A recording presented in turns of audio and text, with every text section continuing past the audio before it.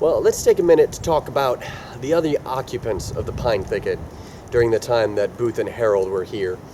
They're usually the forgotten ones because they have 4 legs. So they consist of Booth and Herold's horses. One of them named Charlie, and the other one we don't really know what the name was. Booth and Herold escaped on horseback from Washington, D.C., riding these 2 horses. At one point, the 2 switched horses, and John Wilkes Booth would claim to Dr. Mudd and others that his horse fell on him, breaking his leg. Whether that's true or he broke it in jumping from the box to the stage at Ford's Theater is not really known for certain. Both are pretty good theories, and both have evidence to support them. Well, regardless of that fact, we know that they rode their horses when they got here to the pine thicket. And yet, we know the next spot that they went was on a boat in order to cross the Potomac River. So, at one point, something happened to the horses. Just like the leg theory, there are 2 theories about what happened to the horses. One theory about the horses is that they were shot and killed. This version of events is recorded in several books. One, in Thomas Jones' book that he wrote about his experience helping the fugitives here out in the woods. Another source that talks about the horses being killed is a letter by Samuel Cox Jr. Also, Osborne Oldroyd talks about it in his book on the assassination. And Franklin Roby, who was the overseer of Samuel Cox's farm, would later relate the story to a neighbor of his, and she would write to author Stanley Kimmel in the 1940s, relating the story that Roby was with Herold when they went and killed the horses. The other version of the story, of what could have happened to the horses, is that they were taken away. There is a statement from a recently free black, who said that a white boy was seen around the location of Adams Tavern in nearby Newport with a couple horses, and that the horses were then taken away and were sold with no one ever finding that these were Booth's horses. And the folklore around Charles County also somewhat supports this idea that maybe the horses did survive and weren't killed. I'm going to read some more in a little bit about the support for the Adams-Owen statement that the horses lived, and the support that the horses were killed and then sunk in the nearby Zakiah Swamp. Bryantown, Maryland, April 28, 1865. James Owens, farmhand, living with Mr. Austin L. Adams, who keeps a sort of tavern at Newport, Maryland, states, "About 2 weeks ago, it was on a Thursday night, I was at home.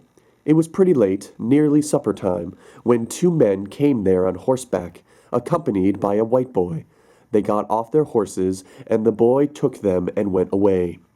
One of the horses was a roan, or iron gray, and the other was a light bay with a small star on the forehead. One of these men was lame, and carried a crutch. He wore a cloth slipper on his right foot, and carried the crutch under his right arm. Their horses came back this way in charge of the boy. If I were trying to find them, I would inquire of the people there who saw them."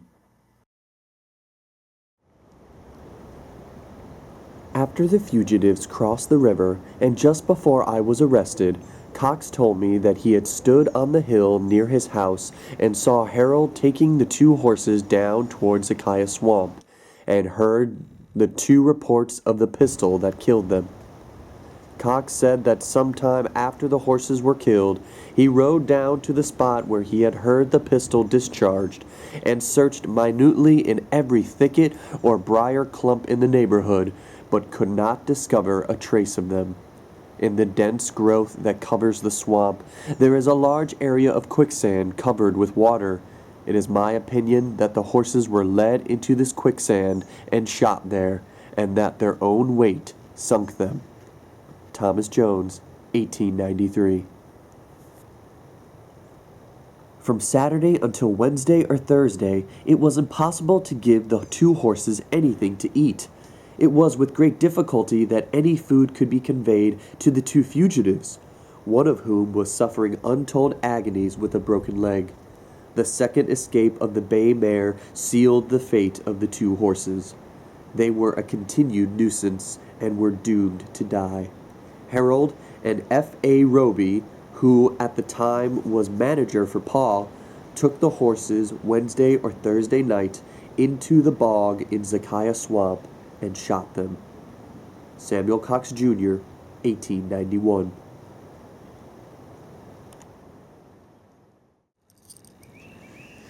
Well, it's about 4:30 almost. For the last, better part of the afternoon, I was lying there taking a nap during the hottest part of the day, and it got real warm. Definitely in the 80s. Yeah, so I was sweating, even took off the jacket, and jacket's hanging there, and got my vest on, but even so, I unbuttoned the vest, even though it's not really gentlemanly and not something that maybe they would have done. But I was just so hot, took my hat off, used it as a pillow. But this is different conditions than Booth and Herold had to deal with. Most of their stay, according to Thomas Jones, was kind of cool and damp.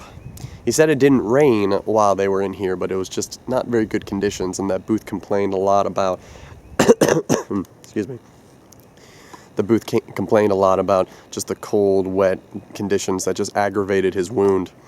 And I got to tell you, I don't blame it at all. You know, going through today, trying the best I can to always be walking with this crutch right here, making sure I always had it with me, you know, to limit my mobility, just like Booth had. I mean, I have not made it very far today. I mean, I've gone to where I would have been laying down or sitting. I would walk. There we go, to the stump.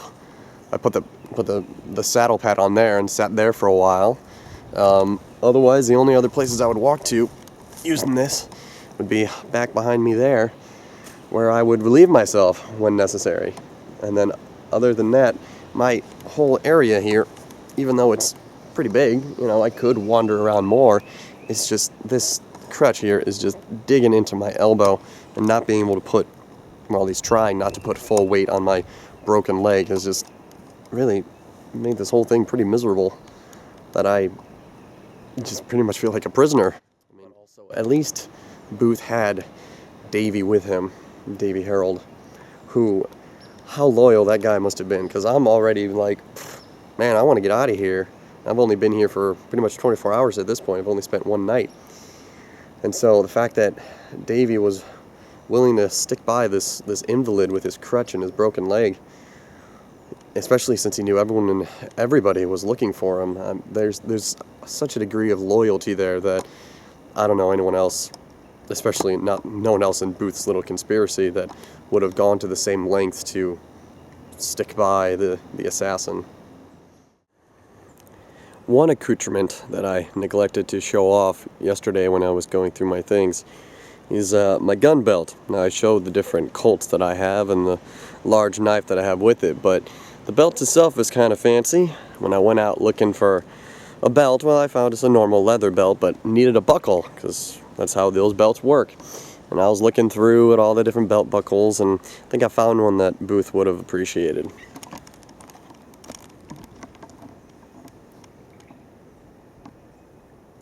That is the Virginia State Seal, which says, "Sic semper tyrannis."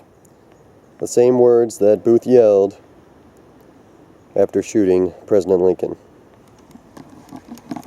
I figured that's pretty appropriate.